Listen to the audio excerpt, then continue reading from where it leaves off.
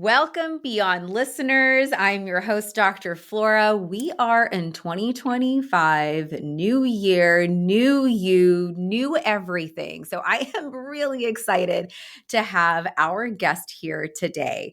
Chia-Ming Ro is a former finance executive turned entrepreneur. She turned her garden lifestyle and professional experience and formal education and started her business, Coastal Homestead, as an edible garden designer, creator, and educator.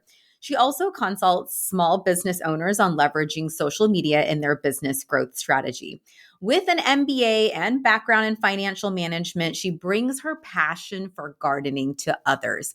Coastal Homestead is the result of generations of domestic gardening and knowledge surrounding plant growth. Chia-Ming offers hands-on instruction and gardening techniques that last a lifetime by helping gardeners find their green thumb and cultivate an edible garden that's equally beautiful and functional. So get your green thumbs ready. And if you have a black thumb like me, promise you it can turn like a sea green and then eventually like a nice pretty green. Speaking from personal experience.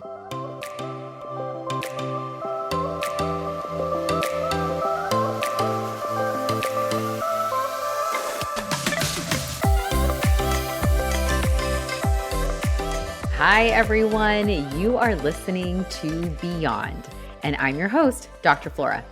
Listen, life is hard. You don't have to do it alone. As a mindset coach, physician, mom, and an infertility warrior, I have mastered techniques to help move you towards contentment and growth. I can't wait to go along with this crazy-ass life journey with you while making sure you feel like your best self. This podcast is meant to have you feel unstuck from your rut and less alone. Let's do this.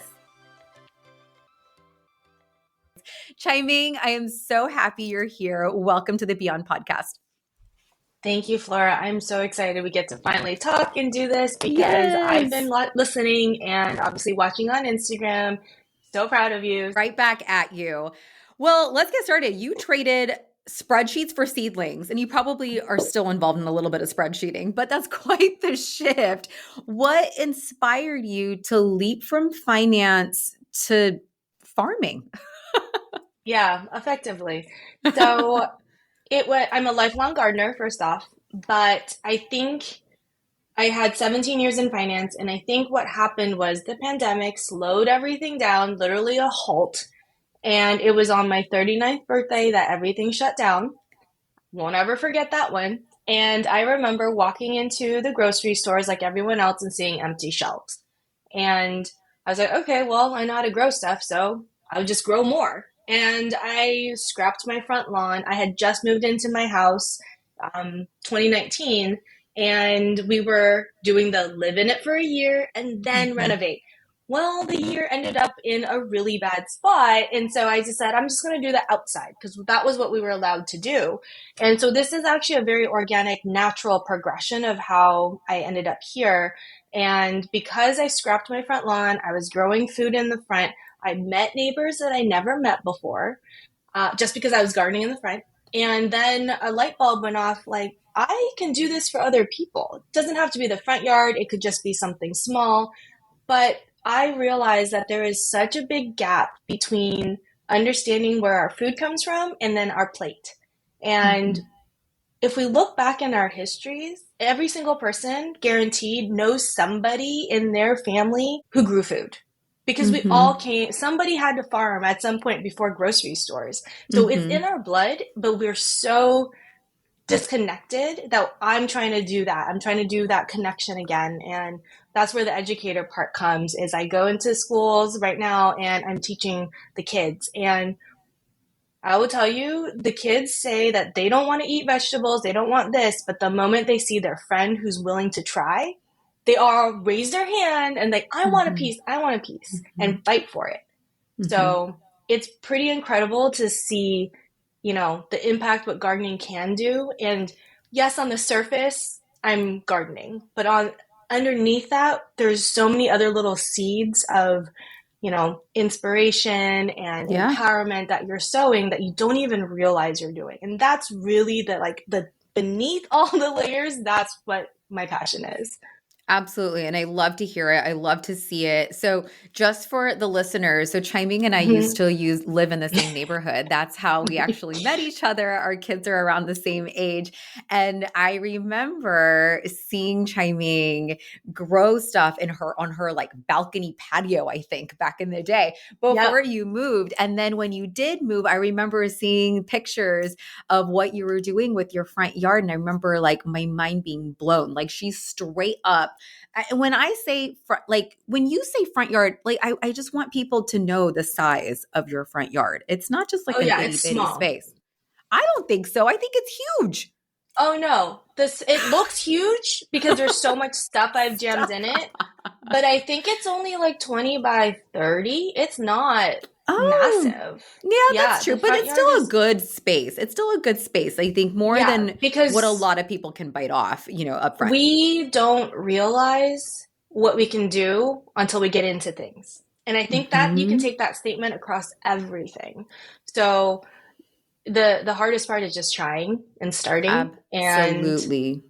I when I started doing that, I didn't know it was going to turn into a business that I would in 9 months quit like full Yeah. time and then jump into this. So Yeah. So let's um, talk about that. I mean, I think the pandemic obviously very bittersweet, but for many of us who were fortunate to be safe and healthy and kind of slow down, quote unquote, so for yeah, personally for us, being in the medical field, things really didn't slow down, but like our social life and all the shifted. extracurricular stuff, our weekends freed up, our evenings freed up. Hmm. And so it gave many of us time and space to reevaluate and time and space to slow down and tell ourselves, wait, I like this. I like having some sort of balance, whatever you did, right? The scale is never equal all the time, but we're always trying to strive for that balance. And the pandemic was such a beautiful time for that. Again, despite Yes, all the scary stuff that right was there with happening. you. Hmm. Yes. And a lot of people at that point started thinking along the same lines, including myself, like, okay, where do I see myself, or where can I grab an opportunity to help bring contentment back into my life and obviously keep the logistics going, right? We still got to financially support ourselves. For a lot of people, they're still stuck in that stage. There's Yeah. 4 years later, 5 years later, they're still stuck in this space where, ooh, I don't know if I can take that jump, that leap, that shift, that transition. I do have to say the grass is always greener. We tend to Yes. romanticize and fantasize like, oh my God, I will have so much free time if I quit my job and do all the things. Why don't we go over just basic pros and cons of being a small business owner, entrepreneur, granted successful, but let's keep it real here. Let's keep it really real and say everyone's definition of success is different. What you see on social and what you can see in person is very different. What's behind the door at night when no one's watching and you're just like, right, crying. Mm-hmm. It Yep. is there are those days. And sometimes there's more of those days because all of it is on you, right? So I would say, because we're going to be very honest, because this is Mm-hmm. a big decision to do, right? You really have to be passionate and want to do this, to go switch your careers like this. And I would say sometimes the highs are higher and the lows are lower because the stakes are higher, but the rewards are Mm-hmm. bigger. Yeah. So when I used to be able to clock in, clock out of a job, if my work wasn't great, then it was fine, right? Life goes on. Mm-hmm. Whereas if my work is not great now, maybe I don't get more clients. Maybe I don't get more brand deals. Maybe all of these like intrusive thoughts start to pile in. And there's no, Mm-hmm. especially if you're a solo creator or business person, you don't have someone to, hey, what do you think about this? And we're a team moving forward. Because when you Mm-hmm. first start out, maybe you can't hire anyone or you don't want Mm-hmm. to spend that money. So that's what I would say. But on the flip side, that's the scary stuff. Now, here is something I think that would really help you make the decision of can I or can I not move forward with my transition? And I would say you need to have a financial plan. And that's where my finance background really helped and I think is instrumental in how I was able to make the leap in such a short time. And I bring up my 39th birthday because we think of milestones in our life, certain things, right? So 39th birthday was when the world shut down. July, so that was March. July, I had the light bulb. Then I had about 9 months or so before I was going to turn 40. And 40 is a big number. It's a big deal for us. And so I thought, okay, if I'm going to do this, I'm going to give myself 9 months. Then I'm going to make a decision. I'm going to do all the things I can do to prep myself as if I was going to make this transition. But I don't have to make a decision yet. I don't have to commit yet until I turn 40. So I just kind of pushed it off, built myself a good runway. And I had a 6-figure career. I did it with my eyes closed, literally, because things were shut down and I could do all of my 40 plus whatever hours of work. I was so good at what I was doing at the time. I could do it in 1 or 2 hours. So that's what I did is by day, I would do the work, I would do the parenting. And then at night when my kids went to bed, I would from 8 to midnight or 8 to 2 in the morning. I don't recommend that, but that's sometimes what it takes, right? I want to be real with your listeners that if you're going to commit, don't think about it. Commit, execute, then decide if this is it. Because this is what it takes sometimes. These hard decisions of sacrificing, unfortunately, sleep. That's not something you want to do all the time. Not a good thing. But that's also a big challenge. If you love your sleep, being an entrepreneur may not be in your wheelhouse unless you're really good with boundaries for yourself. I'm not that person. So, I'm really bad about sleep. And now like we won't dive all the way into it, but like as I'm approaching or in perimenopause, that's a whole different ball game.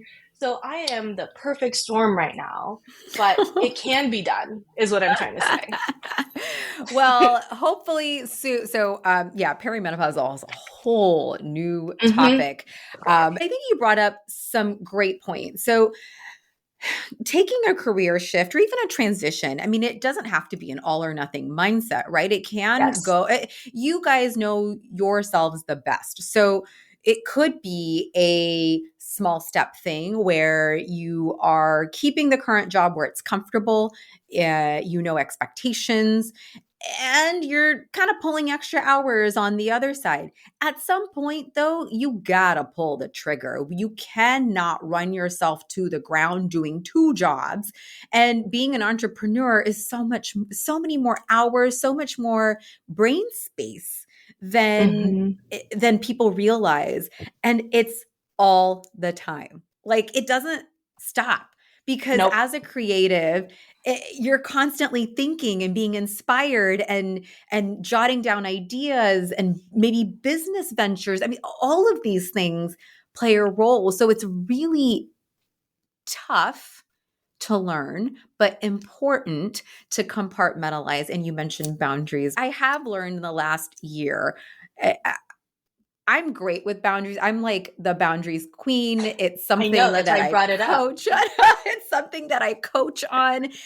Yeah. But that being said, I have noticed because I'm so strict with my own boundaries for myself, not with, and with others as well, but to myself, I feel like things are slower in progression because I'm like, I have to get my 8 hours. Otherwise, I don't function well the next day. I physically don't feel well the next day. Perimenopause, you mentioned, all of that plays a role. And then if I'm not functioning well, I'm not making good decisions. If I'm not making good decisions, that cycles into that really loud negative voice. That's my negative voice. Her name is Evilla. She sucks. She's a total bitch. And she I love that you named her. loud. Oh my God. Yes. All of my clients, the first session we name our negative voice, because we need to learn that that voice is not us and that voice is not realistic, right? It's That's such a our strong tip. primitive, yeah, it's our primitive protective voice. And Survival way back instincts. when, Yeah. survival instincts, exactly. But we're surviving, we're thriving. So in that case, like, quiet her down and go with the objectiveness. But entrepreneurship is scary. It's full of a lot of unexpected ups and downs. And it's Yep. important to build that mindset to take that leap. And I love what you had mentioned about not overthinking. Like, you just got to start. And of course, you got to prepare, educate yourself. Like, there's a certain level of preparation, but you will never be ready, I still don't ever. feel ready. I don't either. Some days. Like some days, like if I'm honest, I'm like, man, it'd be really nice to just get a paycheck sometimes and not have to think because, we're Mhm. both moms. Just Mhm. figuring out their schedules and like somebody's sick and then your whatever you set up is Everything. out the window, right? Yeah. Yeah. And when you're your own boss, I joke that I'm the most lenient boss because sometimes I did this so I can prioritize my family, right? I can, at a moment's notice, I can cancel everything and go take care of my family. And that to me is really, I rank that very high. And if I needed to, I am okay with shutting down and just doing whatever if something happened, right? Yeah. If, like, my kid forgot his iPad, if I was at work, I might have to be like, hey, boss, I need to go Yeah. do something. Whereas right now, I'm like, okay, let me look at my schedule and shift. So I do think that like boundaries is something I'm not good at, but flexibility I'm really good at, almost to a Mhm. fault, where then I've prioritized everyone else and what they need. And then again, even though I'm 4 years or so into this, I sometimes have to work at night because that Yeah. is what I've chosen to do. And that's Right. why I think it's really important when you figure out what does success mean? Like success for me is that I can pick up my kids, drop them off every day, minus a couple of random, shoot days or something. But I think that is one of the biggest pros for me. But I also want to be very clear, it's give and take. It's not just one Absolutely. one thing. Absolutely. And again, I think we as humans, we naturally romanticize greener side of what you Everything. don't have. Yeah, on every, absolutely, what you don't have. In business, there's always talk about growth. Obviously, that's just the Yeah. nature of the beast. How has gardening specifically shifted your mindset on what real growth looks like? There's so many lessons within growth. I joke that I can gardenify anything.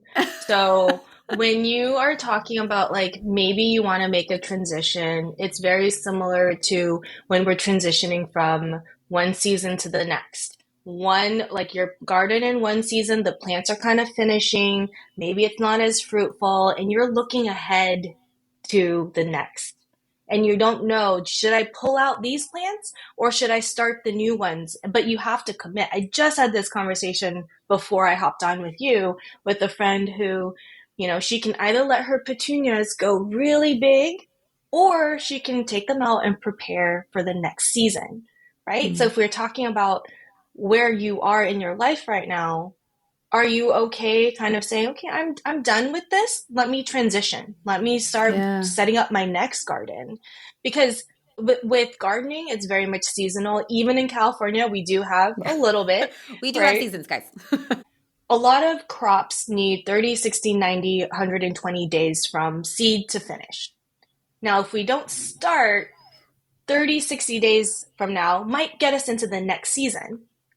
So it's one of those things that, same with a transition in a career, if you don't start now, maybe you're going to miss the window the way you wanted it. And we all know about weeds. Nobody likes weeds, right? You always want to like pull them and you're like, oh, it's ugly. But a weed is just another plant and it's growing somewhere we don't want it to grow. And that's Hmm. it. And so if we can think about that in our life, it kind of simplifies things a little bit and Hmm. makes it less bad, makes it Hmm. less like I'm doing something wrong. And sometimes things just happen. And I Yes. think with gardening, there is so little you can control. Mhm. Like, if you don't have the proper education, then you don't know when to plant, and then you don't know quite exactly how to plant it. And the message I want to give to listeners is that it's okay to not know, because Yes. the back of the packet was written by a human who got that information at some point from someone who tried it out, right? I don't know how primitive we have to get to that information, like how many decades and, Yeah. centuries, but it started with somebody trying, and Mhm. they figured out that, okay, when the weather feels a little cool or when it's hot, we do this and we don't do that. And that's it. And if we can approach life with the same curiosity and letting ourselves play in the garden, and we can mess up there, then maybe we can take that into real life and be like, maybe Yeah. it's not so bad. Like, I can Yeah. just kind of start over. The stakes aren't necessarily as high as we make them, right? I So, completely agree. And I love what you alluded to when it came to curiosity and kind of being excited about the unexpected. And mhm. I see this so clearly in your Instagram page where you're like, oh, there, I don't even remember what the bugs were called. They were just like the juicy, fat, sluggy looking. The grubs.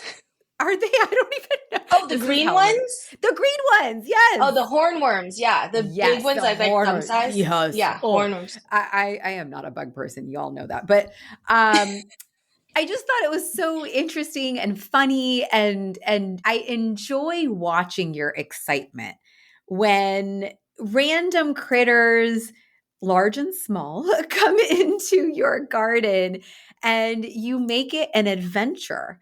And to apply that to just our everyday lives, anyone who's expecting to just coast through life is already setting themselves up for failure. And I think we could allude to the same thing. We apply the same thing to gardening, right? If you're just expecting to plant and leave alone and coast, it doesn't work out. There are some indoor plants or plants that you can just leave alone and water and do your thing. But for the most part, if you want something out of it, you got to continue to trial and error.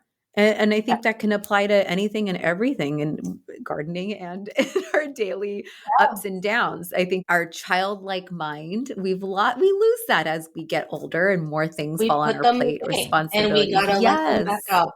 Yeah. Yes, yes. So I love seeing that from a gardening aspect, but also the fact that you can apply that in Hmm.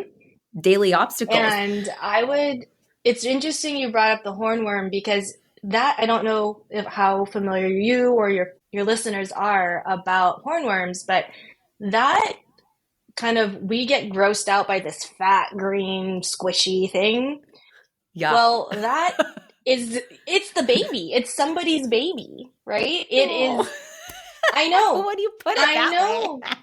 Right? And so it's all about perspective. And so that little ugly thing is going to turn into a really like important night pollinator, actually, because there are plants that only bloom at night. It's a hawk moth, and it's Mm, actually really pretty. It's got pink and brown, it's all different kinds. But if we think about transitions, maybe we're in this ugly grub phase and we're just yes. waiting for that, and we don't give ourselves enough credit that it's okay to Mhm. be in that phase, because it takes time to really blossom, right? Yeah. When Chia-Ming started off her business, we hired Chia-Ming to we don't have a big backyard, and my husband loves gardening. He had grown up gardening. My mother-in-law has the greenest thumb ever. They live in Arizona where the climate is far less than ideal. She has grown anything and everything, but she loves on it 24/7. And she has that childlike mindset when it comes to her plants. And oh, it didn't work out. Okay, let's try something else, or let's, pivot a little bit. So again, he loves that also coupled with the fact that he's a very busy person doing an important job, which he's also passionate about.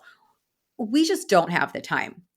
So I presented this challenge to Chia-Ming, and she's like, I will meet you there and I will make sure that we get not only an appropriate space, but appropriate plants, herbs, whatever you guys want. So during our consult, it was mostly Sanjay being involved, but during our consult, we kind of talked to her about time limitations, what we wanted out of it. And she and her team had planted this beautiful, elevated, little up against our backyard. It's up against the house, but this little area that we still three years later, I think it's been, Think so. we still tend to it, mostly Sunjay, but we have chilies and basil, and we have a big ass lemongrass tree and passion fruit, mango trees. Like, we've expanded on that because we had to change our mindset. So, talking to the beginner who's like, I have killed anything and everything, like indoor cactus killer type mindset, but they still have an interest. They still would like to grow something. They have Yeah. an interest. They think it's cool. Where would that person start? I would say with education because you don't feel comfortable starting because you feel like you don't know enough. Mm-hmm. And I will also say I just killed a lychee tree because I thought it was on irrigation. Hurts my heart. And oh yeah, that was a probably $150 mistake. Oh, So oh. I have been growing it for a year and a half, and life got busy. I thought it was on irrigation, but the thing popped out, and I didn't notice that it was on a decline. And by the time I did, we had a heat wave and it crisped it. So it's one of those things that even as an expert, even, I've been doing this my whole life, it happens. And it's okay. And what's great about gardening, and I love that you bring Sanjay up because his job, he can't mess up, right? Like, there are big consequences if he makes a different decision. Whereas in the garden, if you accidentally kill a plant, okay, it sucked. You didn't get your crop, but that's okay. You can start next season. And if it's a crop that you want that is short, you can just go and put in another seed, go buy another plant. That is low stakes. And I think we need that in life to be able to mess up a little and to play and to like release that energy where, it's like kids in a classroom. They have to sit there. They have to sit in their seats. They have to do, certain things. And as adults, we get into this rut of like, we have to do these things. But in the garden, we get to do these things. So again, it's a little mindset shift Yeah, of absolutely. let's allow ourselves to get away from the instructions, get away from, okay, I have to put it exactly 2 inches apart and 1 centimeter down. Like, none of that That matters was if where you my don't mind start. block was. Yes, that's exact. I had to get it perfect and I had to expect it to grow a certain way and taste a certain way instead of the play part of it. I told, as a beginner, I totally lost track of the point. Really. We forgot how to be a beginner. Yes. Oh, yes. That is such a good point. And our perfectionism and our type A mindset, which a lot of Yeah. us, female go-getter Firstborn. boss bitches are firstborn. Yes. Yep. We have this mindset that has gotten us very far.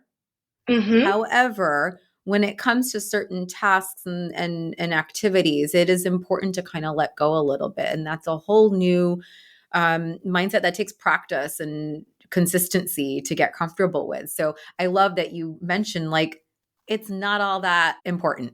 Stakes aren't that No. high. You're absolutely right. And for those who are listening, most of you guys do know, but Sanjay is a pediatric interventional cardiologist. So he does interventions on little baby hearts. We're talking about kids' lives. You're right. Stakes are freaking high and you It's a lot got of to get it pressure. right. It is a lot of pressure. You got to get it right. On the flip side, when you put it into perspective, it's okay if the plant dies. It Yep. sucks. It's okay to be disappointed. How can you pivot? How can you learn? How can you do it better next time? Yeah. Yeah. Okay, so first step, fix your freaking mindset before you start. Yep.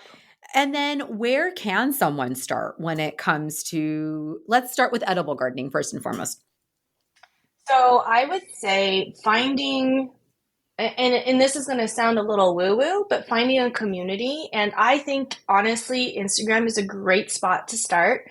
And you can go into the search bar, type in your zone. And if you don't even know what that is, go into Google, type in your city, type in grow zone, and it will pop out. For us, we're in 10B, which means we don't really have a frost, so we can grow year round. And when you type those in, those little hashtags or just the words, it will pop out gardeners who are passionate. Some are creators, some are just backyard gardeners who just want to share.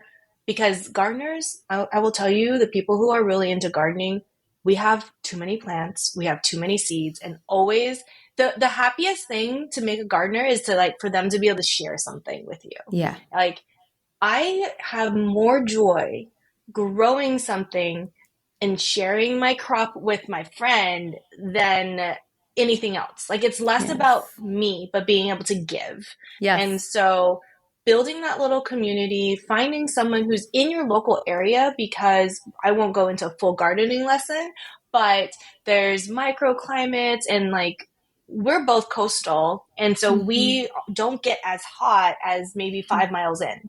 Mm-hmm. Our old neighborhood gets hotter and we're not that far, right? Mm-hmm. So it's Yeah. these little things that people who are in your local, I would say like 10-mile radius, will Mm-hmm. have a better pulse than a book sometimes. Oh, So interesting. there I love are that books, aspect. Yeah. yeah.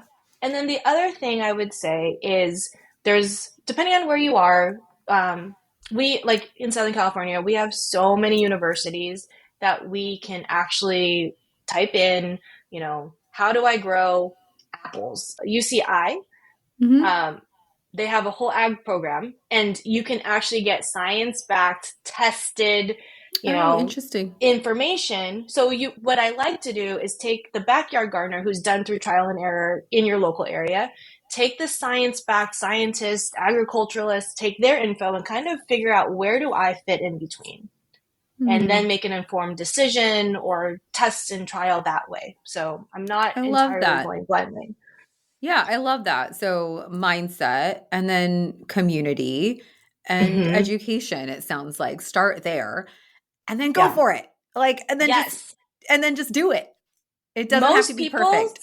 start at the nursery, which is okay, Yeah. but it's like bringing the baby home, not going through the 9 months of pregnancy and learning Hmm. about it and like doing all Interesting. the things, right? Like Yeah. for the moms listening, we subliminally were prepping. Hmm. And even then, we didn't feel prepared, right? Yeah. Yeah. Yeah. But if you go to the nursery and you bring that baby home and you didn't do any understanding or you just did a little, then of course you're going to feel unprepared. Huh. But Yeah. the baby's here. So Yeah. buckle up and you just got to figure it out, right? Like you don't, I love that I mean, at metaphor. least with the plant, most places you can return. So True. again, stakes are lower, right? Yes. Yes. But Yeah. if you think of it that way, then it's a little less scary. And there's things that you can do. What is the most common mistake you see beginners make besides the mindset, which I think is such a Yeah, yeah, yeah. huge, call out? It is probably understanding and coming to terms with your expectations and what you can do at that point in time. You can have the crazy farm, but not if you have a small space, right? Mm-hmm. Like, let's be realistic because I think, like you mentioned earlier, we tend to romanticize things. Like, I'm going to Mm-hmm. have this amazing full crop. Well, if you live in an urban area like me, you don't have Mm-hmm. a whole lot of space to actually grow. Like, I also said 30, 60, 90 days. That's like a whole math problem of timing all the stuff to come out so I can realistically, like, it's not realistic to say I'm going to grow all my food if you have a full time job, Correct. no help, all of that. Yeah. However, with that said, not to be all doom and gloom, here's the good news. You can find someone or find an expert who can help you set your stuff up, like what I did for you, Mm-hmm. and we can figure out what best fits you. If you don't know how to do that, just like organizers come into your home and help you see where you might be blind to and Mhm. say, this is what's going to help you best succeed. These are the tools. This is the setup. So for a beginner, I would say to figure out your budget. Let's be Mhm. realistic because let me tell you, there will always be another plant that you want. There's Mhm. just so many plants out there. Yeah. So start with a budget, then realistic expectation of how much you want to grow and what are your goals. Like, is it I want to produce salad for my family so I don't have to buy bagged salad? That's a Mhm. good one, right? Or like for me, I don't want to buy a pumpkin from the pumpkin patch. I think the pumpkin patch places around here in LA are a ripoff, and I Totally. don't want It's to do like it. $15 for a pumpkin. No, just to Or walk in the door oh, that's true. sometimes, I didn't right? even think about that. Yeah. And like, if you want to be able to go pick the pumpkin, of course, your kid's going to want the biggest, coolest pumpkin. And Of that's like course. a $50 Yeah, pumpkin yes, that of you have to course. carry, right? So I was Mhm. like, I'm going to grow my own pumpkin, right? That was my That's goal for cool. this year. And that's what I mean by expectations. Like, take it season by season. Just Hmm. try. And if it's really, really scary, get a pot. Don't spend like more than $100. Get really good soil, get a pot, or find a spot in your garden and just try. That's what I would say. You just have to make sure that it gets adequate sun, and that's a whole thing I talk about because it's not always what it seems depending on where you live. Because we live Yeah. in a warmer space, you can't do that with certain Mhm. plants. And Mhm. then, so it's a combo of, I think of it as a DJ board, kind of, I don't know what they're called, mixing board things that you go Yeah, up and yeah. down and dial. Uh-huh. So that thingy. So Uh-huh. it's, you have your sun, your water, and your soil. And that's, you kind of use that DJ board and figure out what each plant needs. And that's how you do it. Time and space are seems like the largest limiting factors that people actually don't even pay attention to because they Yeah. romanticize. So a great call out. So how much time do you have to invest into your whatever you're growing? And even if it's just one thing, like that's Yep. okay. Like we started out with It's, like an indoor basil plant.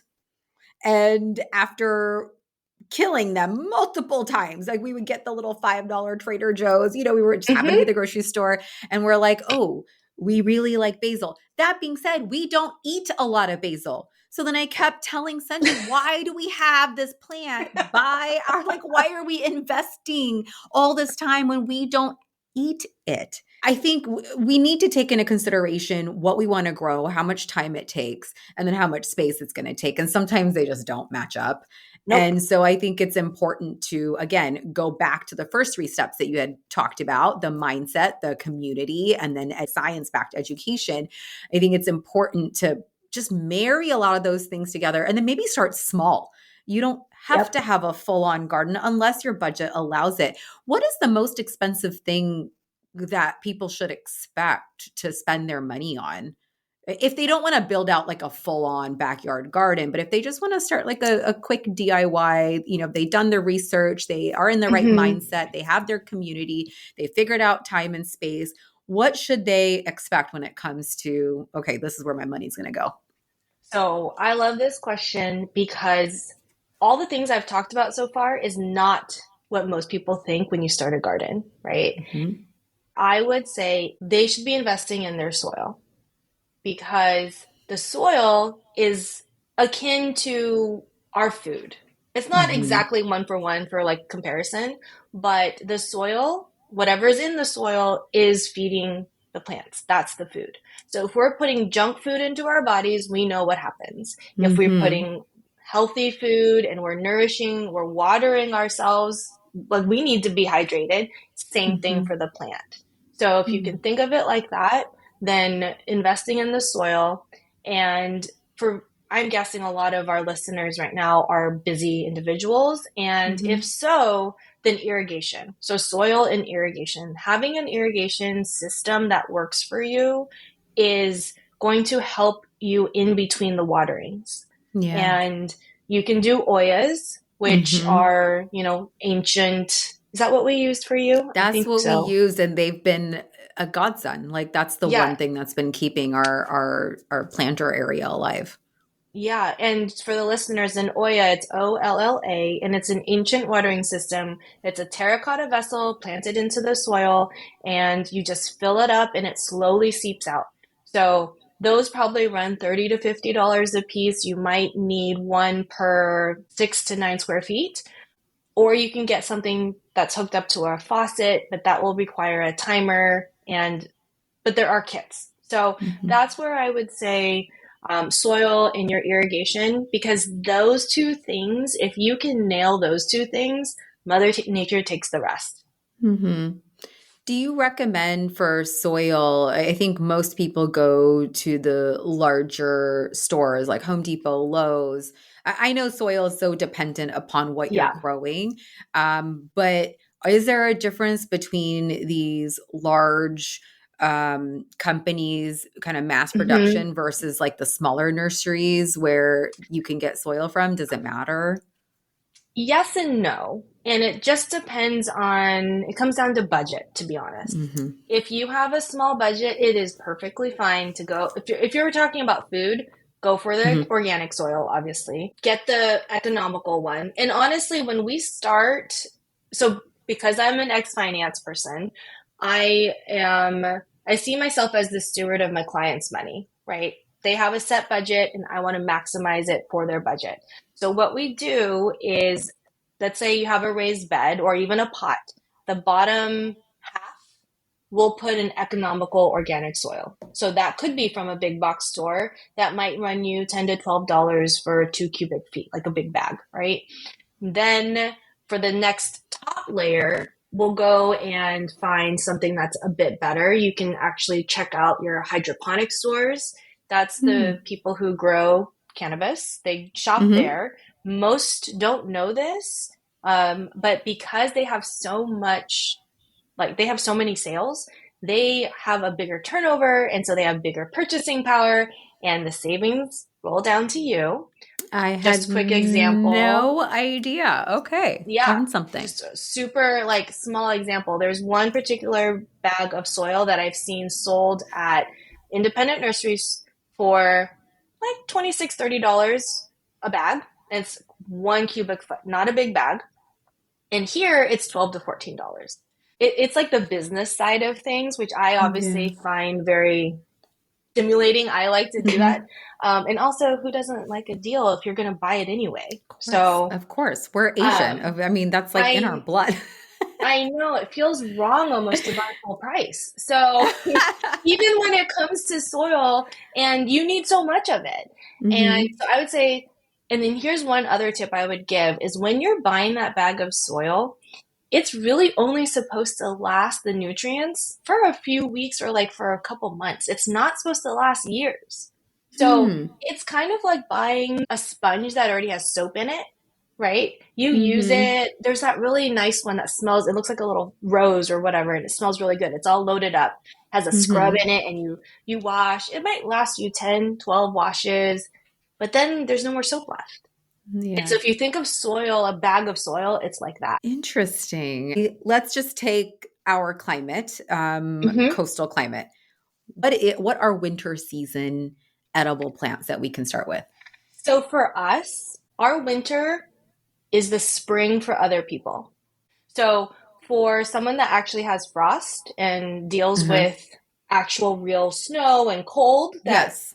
is below 60, right? Yeah. They're growing cauliflower, broccoli, brassicas. That's the family during that Okay. time. They're growing lettuces during that time. So that's what we grow. And one easy way that you're like, well, I'm not really sure, there's too many words, I can't remember, is you think about what plant you want to grow and you just type it into Google somewhere and into a search, and it'll say like the ideal temperatures, right? And they'll Okay. say between 60 and 70. Well, that's our winter, right? Oh, 50 to right. 70. That's our winter. And I would be, for us specifically, where we don't get frost, higher number is more important because that's when Okay. the plant starts to stop producing or is not happy. I would say during the winter time right now, you can do some root veggies and you Yeah. can do radishes, carrots, Potatoes we can actually do year round. And potatoes I love suggesting for the beginner because who hasn't forgotten the one potato on their counter or in their pantry and it's Yes. sprouted, Yeah. right? Yeah. Don't toss that. Throw that into the ground, into the Oh, soil. Well, don't put it into the ground because you will miss it and it will always come back. There will always be one potato that you didn't harvest. But you can put it in your raised bed. I mean, you can if you're fine with it. Put it in the raised bed, put it in like a 5 gallon pot and just let it okay. grow. Huh. And you leave it alone, give it some water. They're super easy as long as you just keep it watered, leave it alone, and then probably in 60 to 90 days, dump it out, dig it out, and you'll have potatoes. It's like a grown-up's Easter egg hunt. It's amazing. What? Is that any potato? Like Sweet sweet potatoes are a little potato? different, but yeah, it's the same process. And the sweet potato Oh, leaves you can eat, the other potato correct. leaves you cannot. Um, And what about for those who are living in a very cold climate? Let's talk about, East Coasters. They yeah, do get frost. Is gardening even an option for them when it comes to their true winter months? yes. So this is where having the local community is really helpful because that will help you clue in to, oh, this is what I need to do now. So for the cool climate friends, they need to use straw to protect the ground, right? They need to insulate the ground. Hmm. Or they can do something called a cold frame. That's kind of like a little mini greenhouse over the raised bed. So when there is sun, it still gives it a little bit It more stays. warmth. They Hmm. can get a greenhouse, but all of Hmm. that is time, effort, investment, and learning. And all of a sudden, it's really overwhelming. So Yeah. for the beginner, I would say you could even get a system depending on your budget. They have systems, they have countertop systems, and they have full wall size systems that you can grow inside. I Yeah. have like you can do hydroponics, and Yes, that's totally that fine. seems to be the big hot thing that I see all the time. But I also see Hmm. the flip side of it that people are posting, well, like, I forgot about it or I didn't do XYZ and everything's dead now. But Yep. that goes back to the time investment and the Real and expectation. realistic expectations. Exactly. Yeah, yeah. So indoor, okay, so indoor is an option. Anything else that we didn't hit upon that you want to add? I would say if you've forgotten everything, because it was a lot of information, just think of gardening like dating. Okay. It's very similar in that, well, you know what? Maybe this plant and we it's okay. Like basil Yeah. for you, Yeah. it's okay. Wasn't a We like thing. each other enough, but we don't need Yes. to get married. We don't need, Um, right? Like it's okay. Thank you. And we're moving on, right? And, some people have dietary restrictions, for example. You're not going to take a carnivore and to go eat a vegan meal. Maybe once, but not for life, right? So that's the same thing with plants. If you understand the plant profile, its sun requirements, its feeding requirements, all of that, then you match that. So it's kind of like dating, where if mhm, you can understand someone's profile, that's why there's so much online dating, right? They have one person's profile, they take the other profile, and they just match it. mhm. Same thing with plants and you. So you're Yeah. taking your mindset, your expectations, your budget, your all of those things, and put it together. Yeah. I'm not growing any pumpkins because we're just not made for life, and that's okay.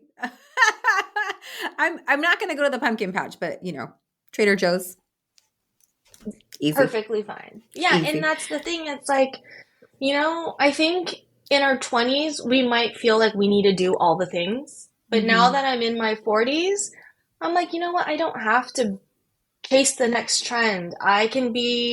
I'm still learning, but I can be okay with this, where I'm at, Yeah. and just kind of, I don't, and again, you mentioned type A, firstborn women, and like this innate drive almost that we have to keep moving when no, let's just stop for a minute. And I Yeah. think that's where gardening is really beautiful and that it forces us to do that. And I know that currently my personal garden is a hot mess because I've been tending in everybody else's garden. Yeah. And so if we think about that figuratively, like as moms, we're literally tending everyone else's garden, like our kids, our husbands, our school PTA, right? Yeah. But what about ourselves? So, Yeah. to bring it back to what you love to talk about, mindset, boundaries, all of that, Hmm. it's all reflected in gardening. Yeah, I love how much of a parallel there is, which is why I wanted to have you on in the first place, because we can apply all of our life lessons to and actually simplify gardening. I think a lot of Yeah. us will, and I will speak from personal experience, will make this such a large task with so much pressure, and we fantasize and romanticize and have these crazy expectations when all you got to do is start with one, literally, and figure out what you match with, figure out your dating profile, figure out their dating profile, and start with one. Chia-Ming, you hit on so many gems today, everything from making career shifts and figuring out where to start, how to start, to how to build a garden, food, how to devote yourself by changing your mindset, getting the proper resources, building a community, which I think is important, especially in our day of like this digital age where we don't seem to connect as much. That was such a good call out. And it's a way of starting new relationships and getting the product out, having something to show for it, which is so beautiful and so unique. Where can our listeners find you? So I am mostly on Instagram at time of recording, but I have goals of being on YouTube because I clearly have a lot that I can share in a longer format than Instagram is optimized for. But I'm working on all of those things I talked about earlier for myself because the YouTube is like my new garden. And I am Mhm. messing up left and right, and it is not comfortable. But we are doing this, and I'm committing to it because I think that growing food and that information needs to be accessible and available to everyone. Mhm. You don't have to grow all of your own food, but I think having that education and knowledge and influencing our children so then we understand and appreciate why organic food costs as much and our farmers and appreciate all of that. And if you are local or you want to come to California in Southern California in April and May, I will be at the Pasadena Showcase House and where I'm doing designs. I did the last 2 years, and this year is the 60th anniversary, and they're going all out. Easter egg on the first day. There's going to be, if you're familiar, Portos is doing a special Yes. pastry just for this. It is going to be a big deal. I So, am so yeah. excited. I could not, I wish I could have made it last year, but I am so looking forward to it this year. Oh, What yeah, is your you will handle on come. Instagram and YouTube? Oh, yeah, it's at coastal_homestead. And are you on TikTok? I'm trying. I'm trying. TikTok is a It's a whole good, different beast. These social yeah. platforms have all very different formatting. So, and then do you do virtual consults or is Yes. it more in person? I do both. And All I right. actually, up until recently, I was also installing, but I think in this new year, I'm going to do less installing. I'm going to leave that to the heavy lifters, the physical labor part. And I will help you with plant selection, or if you have a small business and you want to learn how I leverage social media to grow my business, that's a Mhm. whole nother episode. So, I yeah. love that. I can't wait to get into that. So, beyond listeners, if you want Chia-Ming's help, you know where to find her. We both want to hear from you. DM, email. We'll put all of her information in our podcast information page to whatever platform you love to listen to the Beyond podcast on. Chia-Ming, thank you again for taking the time and effort and sharing all of your wonderful gems with us. We really appreciate it. You're welcome. I'm so excited. Thank you for having me. All right, Beyond listeners, it is a new year, new you. I can't wait to share what more things we'll have coming for the Beyond podcast. We are also going to be launching on YouTube, so look out for that. And you can watch our pretty faces while listening to the podcast. It was a pleasure having all of you guys here. Thanks again, Chia-Ming. We will see you guys next time. Bye. Thank you so much for joining and spending your precious time here with me. As someone who prioritizes her energy, I am so grateful that you chose to spend yours here. To help me help you, please take an extra 30 seconds of your time to rate and review the podcast on your listening platform. For more tips and a behind-the-scenes look into my life, follow me on Instagram at Dr. Flora Sinha. That's Dr. Flora Sinha. Finally, connecting with you truly fills my cup. So DM me on Instagram, email me at florasinhamd@gmail.com, repost if you loved this episode. I love hearing from you. I am so grateful for you and cannot wait to be back for the next episode. Bye.